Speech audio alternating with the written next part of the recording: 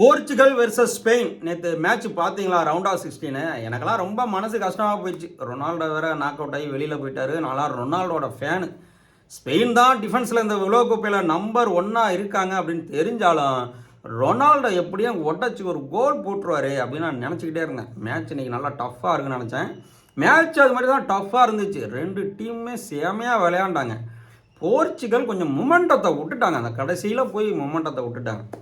Ronaldo பாக்ஸுக்குள்ளேயே போய் கோல் அடிக்கணும்னு பார்த்துட்டு இருந்தார். போர்ச்சுகலோட அந்த ஸ்ட்ராட்டஜி கொஞ்சம் மிஸ் ஆகி போச்சு. பாக்ஸுக்கு வெளியில் இருந்து ட்ரை பண்ணியிருந்தாங்கன்னா ஸ்பெயினோட டிஃபென்ஸு கொஞ்சம் கொலாப்ஸ் ஆகிருக்கு. அடுத்து நிச்சயம் அர்ஜென்டினாலாம் பாருங்களேன். நீங்கள் அர்ஜென்டினாலாம் ஸ்பெயின் கூட விளையாடும்போது பாருங்களேன், பாக்ஸுக்குள்ளேயே போய் ட்ரை பண்ணிட்டுலாம் இருக்க மாட்டாங்க. வெளியில் இருந்தாலும் அடிப்பாங்க பாருங்கள். மெஸ்ஸியெல்லாம் பாருங்கள்.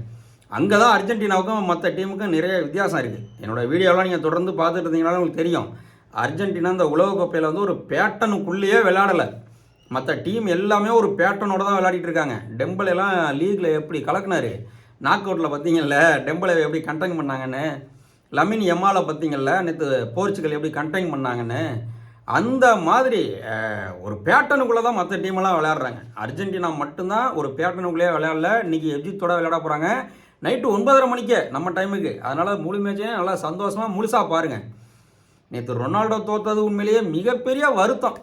போர்ச்சுகல் நினச்சிருந்தா மேட்சை மாற்றிருக்கலாம். மொமெண்டத்தை கொஞ்சம் இழந்தாங்க. ரொம்ப ஈஸியாக கோல் அடிச்சுட்டு போயிட்டாங்க. பாக்ஸில் 4 டிஃபெண்டரும் வரிசையாக நின்று அவரை மார்க் பண்ணாமல் விட்டுட்டாங்க. அவர் அப்படி லெஃப்டில் திரும்பும்போது டக்குன்னு யாராச்சும் ஒரு டிஃபெண்டர் கிட்டக்க இருந்து காலை குறுக்க விட்டுருந்தா கூட அது கோலாக மாறியிருக்கு. ரொம்ப வேதனையாக போயிடுச்சு. ஸ்பெயின் நம்பர் ரேங்கிங்கில் 4, போர்ச்சுகல் நம்பர் 5. அவ்வளோதான் வித்தியாசம். ரெண்டுமே ஈக்குவலான டீம் தான்.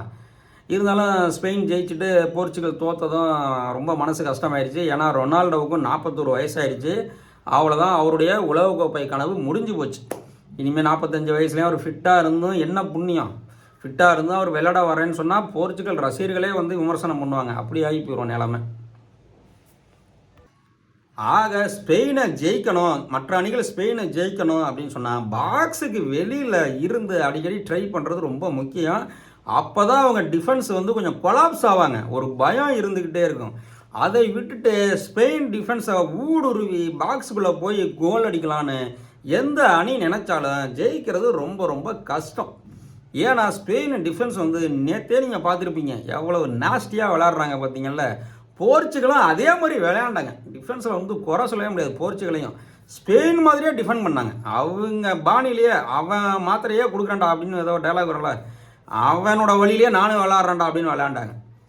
அடுத்த மேட்ச் எனக்கு ரொம்ப இன்னும் மனசு கஷ்டமாக போயிடுச்சு. நான் யூஎஸ்ஏ இந்த வேர்ல்டு கப்பில் எப்படியாச்சும் செமிஃபைனல் வந்துடுவாங்க, அந்த அளவுக்கு ஒரு தகுதியான டீம் தான் அப்படின்னு நினச்சேன். அந்த இளைஞர்கள் அவ்வளவு அருமையாக விளையாண்டாங்க. பெல்ஜியத்தையும் பார்த்தீங்கன்னா ரொம்ப பெருசாலாம் விளையாடலை அந்த வேர்ல்டு கப்பில். அவங்களோட விளையாட்டு அப்படியே உலக தரமானது அப்படின்லாம் சொல்ல முடியாது. ஃபிஃபா ரேங்கிங்கில் டாப்பில் இருந்தாலும் அந்த அளவுக்குலாம் சொல்ல முடியாது. அதுவும் லுக்காக்கோலாம் பாருங்கள், சப்ஜூட் தான் இறங்குறாரு, கோல் அடிச்சிட்டு இருக்காரு. அந்தளவுக்கு எதிர் டீம் தான் இப்போ வீக்காக இருக்காங்கன்னு அர்த்தம். அமெரிக்கா ரொம்ப லீக் மேட்ச்லலாம் பார்த்தீங்கன்னா மிக மிக சிறப்பாக விளையாண்டாங்க. ஒரு மிகப்பெரிய டீம் மாதிரி விளையாண்டாங்க.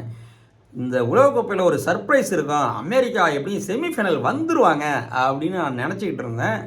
பெல்ஜியத்து கூட தோத்துட்டாங்க. நான் நிச்சயமாக பெல்ஜியத்து கூட 50-50 சான்ஸ் இருக்குது, அதில் யூஎஸ்ஏ ஜெயிக்கவும் அதிக வாய்ப்பு இருக்குது அப்படின்னு நினச்சேன். பார்த்தா பெல்ஜியம் 4 கோலு, அமெரிக்கா ஒரே ஒரு கோல் தோற்று வெளியில் போயிட்டாங்க. கிட்டத்தட்ட ஹோஸ்ட் நேஷன் எல்லாருமே வெளியில் போயிட்டாங்க. எல்லாருமே ரவுண்ட் ஆஃப் 16 வந்திருந்தாங்க. மெக்சிகோ அவுட்டு, கனடா அவுட்டு, இப்போ யூஎஸ்ஏவும் அவுட். இப்போ கடைசியாக பார்த்தீங்க அப்படின்னு சொன்னாக்கா இன்றைக்கி அர்ஜென்டினா எஜிப்த் மேட்ச்சு. அப்புறம் அடுத்த ரவுண்ட் ஆஃப் 16 சுவிட்சர்லாந்துக்கும் கொலம்பியாவுக்கும். அநேகமாக அர்ஜென்டினா கொலம்பியா குவார்ட்டர் ஃபைனலில் மோதுவாங்கன்னு நினைக்கிறேன். அப்படியே குவார்ட்டர் ஃபைனலுக்கு போனோம்னு சொன்னால் ஃப்ரான்ஸுக்கும் மொரோக்காவுக்கும் ஃபிக்ஸ் ஆகிருக்கு. என்னைக்கு ஜூலை 10ஆம் தேதி நைட்டு 1:30 மணிக்கு நம்ம டைமுக்கு. ஜூலை 10ஆம் தேதி விடியும் 1:30 மணிக்கு நம்ம முழிச்சிருந்து பார்க்கணும். ஃப்ரான்ஸு மொரோக்கோ 2 பேருமே அருமையான டீமு, எக்ஸ்பீரியன்ஸான டீம். ஃப்ரான்ஸுக்கிட்ட இருக்கிற வேகம் மொராக்கோ கிட்ட இல்லை, அட்டாக்கிங்கில் இல்லை அப்படின்னா கூட மொராக்கோ கிட்ட ஒரு நிதானம் இருக்குது. அது மொராக்கோ கிட்ட இருக்க டிஃபென்ஸ் ஃப்ரான்ஸுக்கு ஈக்குவலானது.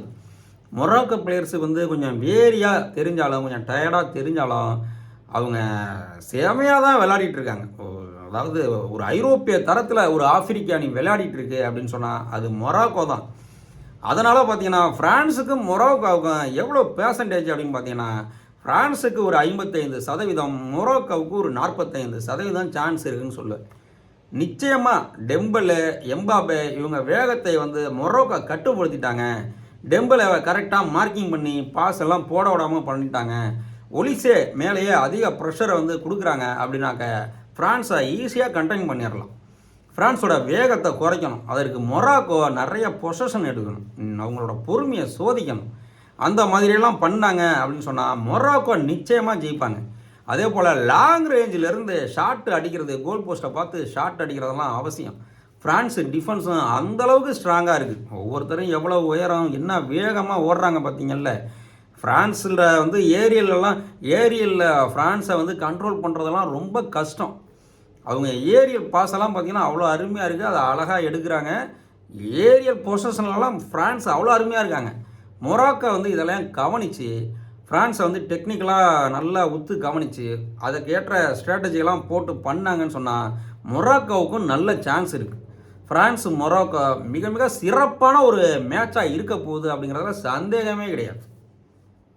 அடுத்த குவார்ட்டர் ஃபைனல் ஸ்பெயினுக்கும் பெல்ஜியத்துக்கும் 11ஆம் தேதி நைட்டு 12:30 மணிக்கு நம்ம டைமுக்கு. நிச்சயமாக இதில் ஸ்பெயின் தான் ஜெயிக்கும், அடித்து சொல்லுவேன். பெல்ஜியத்துக்கு ரொம்ப ரொம்ப சான்ஸு கம்மி தான். ஏன்னா ஸ்பெயினோட டிஃபென்ஸ் அப்படி. பெல்ஜியம் வந்து விளையாடி இவ்வளோ தூரம் வந்துட்டாங்க. ஸ்பெயினை வீழ்த்துற அளவுக்கு ரொம்ப சிறப்பாலாம் அவங்க விளையாடுனாங்களா அப்படின்னா எனக்கு தெரிஞ்சு அவங்க இல்லை. அவங்க விளையாண்டதெல்லாம் ரொம்ப ஒரு இன்டர்நேஷ்னல் ஃபுட்பால். ஸ்பெயினுக்கு ஈக்குவலாகவோ அர்ஜென்டினாவுக்கு ஈக்குவலாகவோ அவங்க விளையாடலை. அதனால் அந்த குவார்ட்டர் ஃபைனலில் ஸ்பெயின் தான் நிச்சயம் ஜெயிக்கும் அப்படின்னு நம்புகிறேன். அடுத்த quarter final England versus Norway.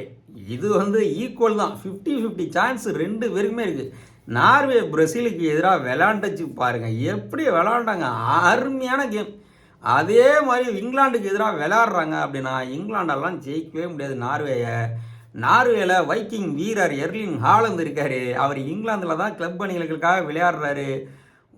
England வீரர்களை பற்றி அக்கு வேற ஆணி வேற அவருக்கு தெரிஞ்சிருக்கும். அதனால் இங்கிலாந்துக்கு வந்து ஜெயிக்கிறது கஷ்டம் தான். நார்வே ரெண்டு பக்கமே 50-50 சான்ஸ் இருக்குது. கிட்டத்தட்ட 2000 உலகக்கோப்பையில் பார்த்தீங்கன்னு சொன்னாங்க வெயின் ரூனியும் கிறிஸ்டியானோ ரொனால்டோவும் ஆப்போசிட்டாக விளையாண்டாங்க. அவங்க ரெண்டு பேருமே மான்செஸ்டரில் விளையாடிட்டு இருந்தவங்க. ரூனிக்கு விங்கராக ரொனால்டோ விளையாடிட்டு இருந்தார் அப்போ மான்செஸ்டர் யுனைட்டடில். இப்போ கூட ரொனால்டோ ஃபேன்ஸுக்கெல்லாம் பார்த்தீங்கன்னா நிறைய பேருக்கு ஸ்ட்ரைக்கராக தான் தெரியும். ரொனால்டோ காலுக்கு பந்து வரும், அடிப்பார், எடுத்துகிட்டு ஓடி போய் அடிப்பார் அப்படின்னு சொல்லி. அவர் மிட்ஃபீல்டராக விளையாண்டது, விங்கராக விளையாண்டதெல்லாம் ஒரு சின்ன கொஞ்சம் வயசு குறைந்து அந்த பசங்களுக்கெல்லாம் தெரியாது. மான்செஸ்டர் யுனைட்டடில் விளையாடும்போது ரொனால்டோ அவ்வளோ அருமையாக விளையாண்டார். வெயின் ரூனிக்கு பாஸை போடுவார், ரூனி கோல் அடிப்பார். அந்த ஜோடி ரொனால்டோ வெயின் ரூனி ஜோடியை பார்த்து ப்ரீமியர் லீக்கில் பயந்து போய் கிடந்தாங்க. அவங்க ரெண்டு பேருக்குமே போர்ச்சுகலுக்கும் இங்கிலாந்துக்கும் குவார்ட்டர் ஃபைனல் நடந்துச்சுன்னு நினைக்கிறேன். 2006 உலகக்கோப்பையில் ரெண்டு பேருக்குமே சண்டை வந்துருச்சு. ரொனால்டோ ரூனியை பிடிச்சி திட்டிவிட்டார். அதுக்கப்புறம் இங்கிலாந்துக்கு ப்ரீமியர் லீக் விளையாட போகும்போது ரசிகர்கள்லாம் பூ பண்ண ஆரம்பிச்சிட்டாங்க, நீ எங்காலேயே நீ வந்து இது பண்ணியா அப்படின்னு சொல்லி. அவங்க ரெண்டு பேரும் ஃப்ரெண்ட்ஸு தானே, அவங்க சமாதானமாக போயிட்டாங்க, ஒரே டீமில் விளையாடுறாங்க, சமாதானமாக போயிட்டாங்க. ஆனால் ரசிகர்கள் வந்து ஏற்றுக்கல. ரொனால்டோட காலுக்கு பால் போகும்போதெல்லாம் பூ பண்ணிகிட்டே இருந்தாங்க. அதனால் அவரை வந்து விற்க வேண்டியதாக போயிடுச்சு. அதனால் அவர் ஸ்பெயினுக்கு வந்தார். ஸ்பெயினில் வந்து நேராக ரியல் மேட்ரிட்டுக்கு தான் வந்தாருன்னு நினைக்கிறேன். அங்கே தான் வந்தார். ரியல் மேட்ரிட்டுக்கு வந்து உலக புகழ் பெற்றுட்டார். அதுக்கு முன்னாடி பார்த்தீங்கன்னா ஈக்குவலாக தான் இருந்தார், ரூனி கூடலாம் ஈக்குவலாக தான் இருந்தார் ரொனால்டோ. இங்கிலாண்டில் தான் அவருக்கு பேரும் புகழும். அப்போ வயதும் சின்ன வயது தானே அவருக்கு.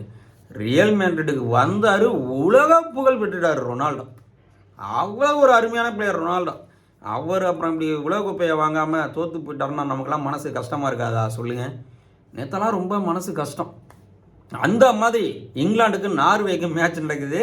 அன்னைக்கு ரொனால்டோ எப்படி இங்கிலாந்தில் சூப்பர் ஹீரோவாக இருந்தாரோ அந்த மாதிரி எர்லிங் ஹாலந்து நார்வேக்கு மட்டும் கிடையாது, இங்கிலாந்துக்கும் சூப்பர் ஹீரோ. ஆனால் எர்லிங் ஹாலந்து போன்ற வீரர்கள் ஜெயிக்கணும் அப்படின்னு ஏன் கேட்டிங்கன்னா, அந்த மாதிரி நார்வே போன்ற சிறிய நாடுகள்லாம் எப்பயாச்சும் தான் தகுதி பெறுறாங்க உலகக்கோப்பை போட்டிக்கு. நல்லா அருமையாக விளையாடுறாங்க. அட்லீஸ்ட்டு நார்வே செமிஃபைனல் வரைக்கும் வந்தாங்கன்னா எனக்கெல்லாம் ரொம்ப சந்தோஷமாக இருக்கும். ஆனால் இங்கிலாந்து வந்து ஒரு ஃபேவரட்டாக இருக்காங்க. இந்த உலகக்கோப்பையை வெல்றதுல ஒரு ஃபேவரட்டாக இங்கிலாண்டும் இருக்காங்க. லேசுப்பட்ட டீம் கிடையாது. ஒரு டெஃபிசிட்டையே தலைகளாக மாற்றக்கூடிய வல்லமை படித்தவர்கள். ஜூட் பெல்லிங்ஹாம், ஹாரி கேன்லாம் இருக்காங்க.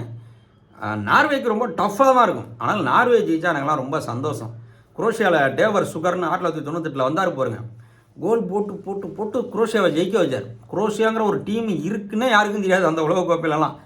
குரோஷியா அடித்து வருது, சுகர் கோல் போடுறாரு, 5 கோல் போட்டார். செமிஃபைனல் வந்துட்டாங்க. செமிஃபைனலில் யார் கூட தோத்தாங்கன்னு தெரியல, ஃப்ரான்ஸு கூடயா பிரேசில் கூடயாங்கிறத மறந்துட்டேன். தோத்துட்டாங்க. அப்புறம் 3வது இடம் பிடிச்சாங்க. செமிஃபைனலில் தோற்றவங்களுக்கு மேட்ச் நடக்கல, அதில் 3வது இடம் பிடிச்சாங்க குரோஷியா. அன்னையிலேருந்து ஏறினது தான் குரோஷியாவோட ஃபுட்பால் கிராஃபு. அந்த மாதிரி எர்லிங் ஹாலந்து செமிஃபைனல் வந்துட்டு 3வது இடம் பிடிச்சாருன்னு வச்சுக்கோங்களேன், நார்வே ஃபுட்பால் எங்கேயோ போயிடும். குரோஷியா மாதிரி எங்கேயோ போயிடும். அதெல்லாம் ஃபுட்பாலுக்கு ரொம்ப நல்லது. ஆக இந்த ஃபிஃபா 2026 உலகக்கோப்பை மிக சிறந்த உலகக்கோப்பையாக இருக்குது. அதாவது எதிர்பார்க்கவே இல்லை. அந்த டீமெல்லாம் பார்த்தீங்கன்னா கேப்பு வெர்டேலாம் ரவுண்ட் ஆஃப் 32க்கு வந்தாங்க. ரொம்ப அருமையாக இருந்துச்சு. கனடா, யூஎஸ்ஏ, மெக்சிகோலாம் வந்து யாருமே எதிர்பார்க்கல. பராகுவேலாம் வந்து இப்படி ரவுண்ட் ஆஃப் 16 வரைக்கும் வருவாங்கலாம் யாருமே எதிர்பார்க்கல. கலக்கிட்டாங்க இந்த உலகக்கோப்பை. தொடர்ந்து இணைந்திருங்கள். இந்த ஃபிஃபா 2026 உலகக்கோப்பையை பற்றி தெரிஞ்சுக்க, கமெண்ட் பண்ண, நல்லா பேச நம்முடைய சேனலில் இணைந்திருங்கள். நன்றி, வணக்கம்.